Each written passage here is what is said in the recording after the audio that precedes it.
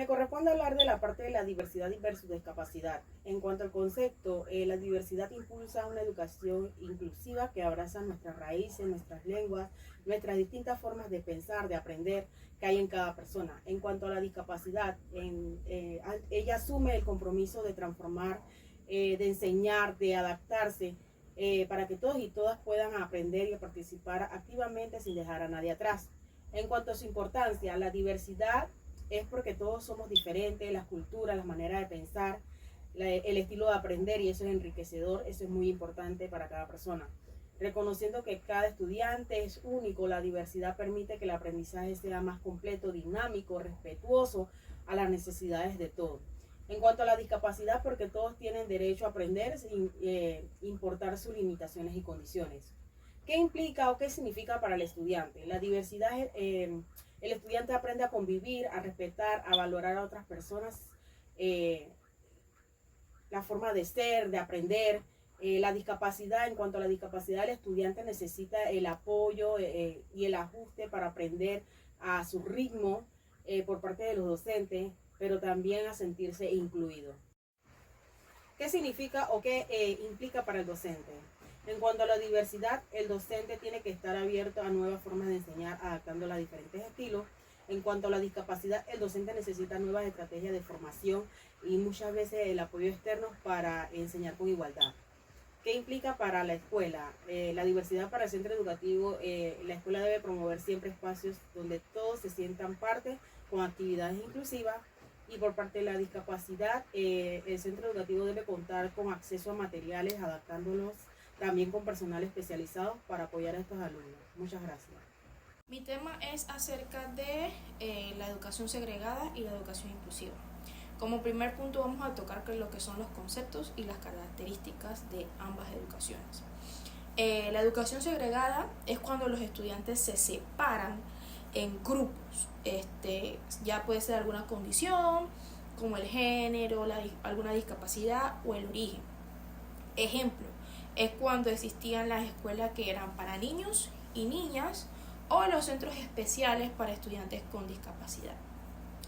El concepto de lo que era la educación, lo que es la educación inclusiva, es cuando todos los estudiantes, sin importar las diferencias, las condiciones, los géneros, aprenden juntos en un mismo entorno y se adapta a la enseñanza para que todos puedan participar y avanzar al mismo ritmo. Ahora bien, ¿qué características podemos encontrar dentro de la educación segregada?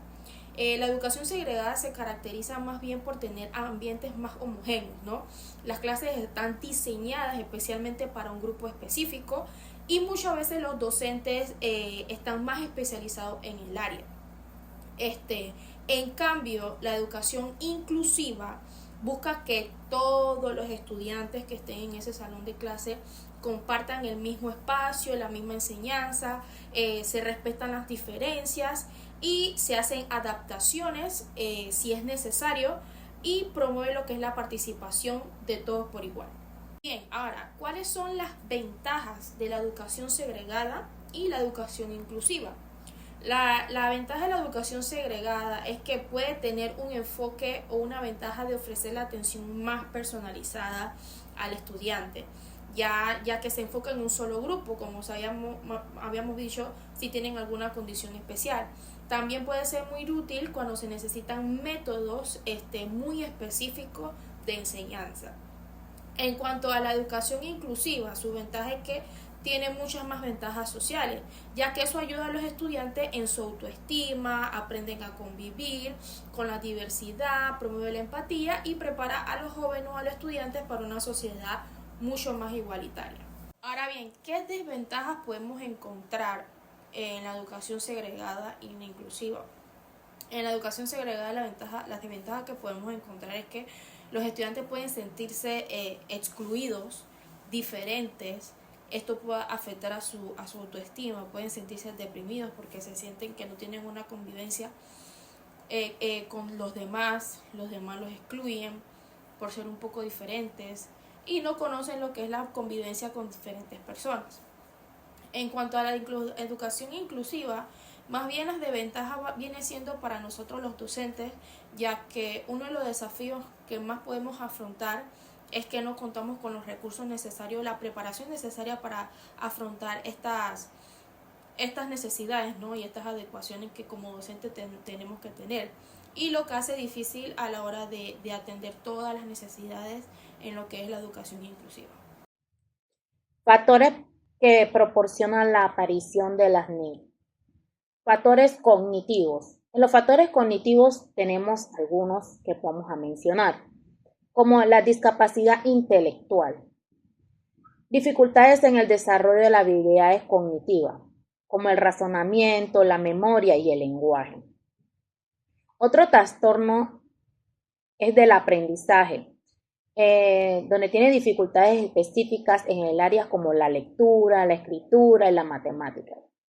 Trastorno del lenguaje, dificultades en la comprensión y expresión del lenguaje, que pueden afectar la comunicación y el aprendizaje. Trastorno por déficit de atención con o sin hiperactividad de TDAH. Dificultades para prestar atención, controlar impulsos y regular la hiperactividad, lo que puede afectar el aprendizaje y la aparición en clase.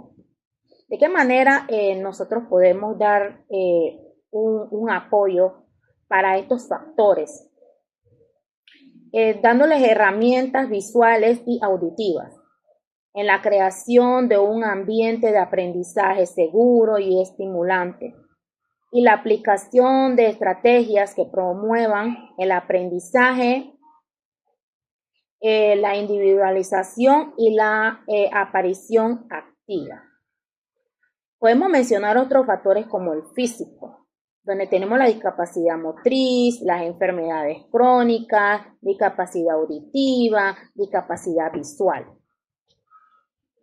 En esta discapacidad podemos mencionar la discapacidad motriz, en donde tiene limitaciones en la capacidad y movimiento y coordinación que pueda afectar la aparición en actividades escolares y sociales.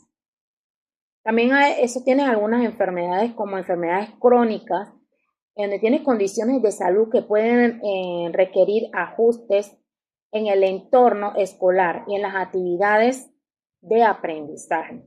Discapacidad auditiva, pérdida parcial o total de la capacidad de escuchar, que pueda afectar la comprensión del lenguaje y la participación en clase. Discapacidad visual, pérdida parcial o total de la capacidad de ver, que puede afectar la lectura, la escritura y la percepción del entorno. Bueno, en este entorno podemos ver que podemos tener un entorno adecuado, contribuyendo a un ambiente de aprendizaje más cómodo y propicio, ¿verdad?, para el desarrollo cognitivo y social del alumno. Otros factores que tenemos son los factores emocionales, en donde hablaremos de trastorno de la conducta, trastorno de la ansiedad y la depresión. Podemos ver en los trastornos de la conducta dificultades para controlar impulsos regulares, emociones y seguir normas sociales, que puede afectar la participación en clase y la interacción con otros. Trastorno de la ansiedad. Experiencias recurrentes de miedo, preocupación, ansiedad, que pueden dificultar el aprendizaje y la aparición en clase. La depresión. Sentimientos prolongados de tristeza, de desesperanza y la falta de interés, que puede afectar el aprendizaje y el bienestar emocional. Bueno, nosotros como docentes o futuros docentes tenemos que investigar por qué el niño está pasando por esta clase de conducta, por esta clase de trastorno, esta clase de ansiedad, esta clase de depresión, ¿verdad? Tenemos que ver su entorno, tenemos que ver el por qué el niño está presentando eso. Para nosotros poder buscar una metodología del que el niño pueda adaptarse, ¿verdad?, a los otros niños y tratar de ayudarlos con ese problema que están presentando. Porque no solo nosotros tenemos que enseñarle a los niños, sino que también nosotros tenemos que apoyarlos, ¿verdad? Tenemos que apoyarlos porque para los niños es muy importante que nosotros le demos un apoyo emocional. Nosotros tenemos que ser esa persona en la que nosotros vamos a estar siempre para ellos, ¿verdad? Porque los niños tienden a que los maestros son un amor, ¿verdad? Son un amor para ellos, así es que nosotros para poder enseñar debemos de también saber de su manera de cómo conviven, cómo viven, el por qué el niño es así, por qué el niño pasa por esta situación, hablar con los padres, ver la manera de solucionar ese problema. Podemos ver también factores psicosociales en donde tenemos el abuso o maltrato. Experiencias de abuso o maltrato que pueden tener un impacto significativo en el desarrollo emocional y social.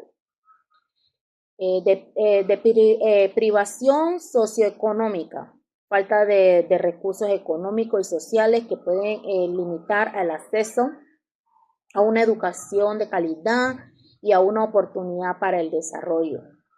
Contexto familiar adverso. Ambiente familiar conflictivo, con falta de apoyo emocional o de oportunidades para el desarrollo. Problemas de salud mental en los padres.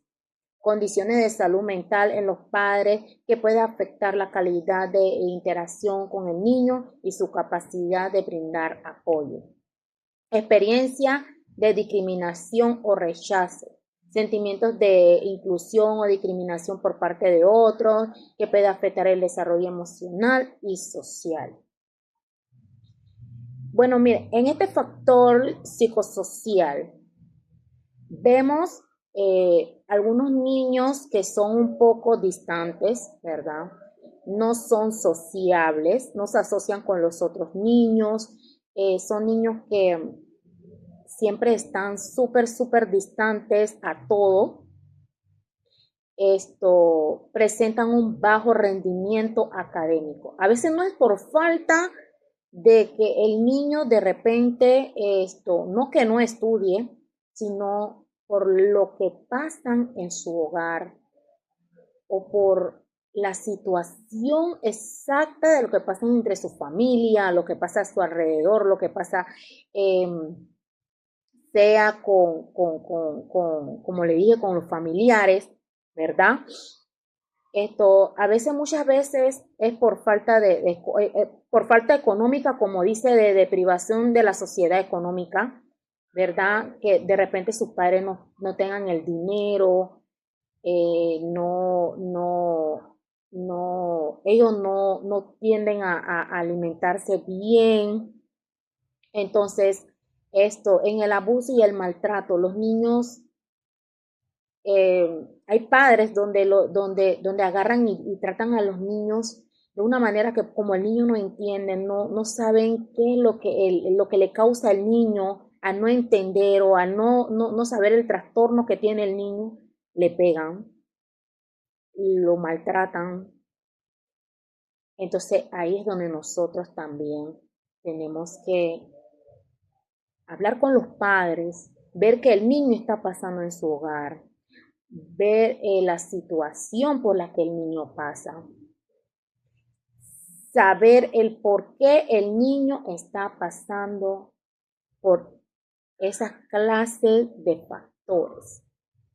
Es muy importante a que el maestro se comunique con los padres para así poder entonces llegar al punto de poder ayudar al niño para no presentar esta clase de factores. otros trastornos.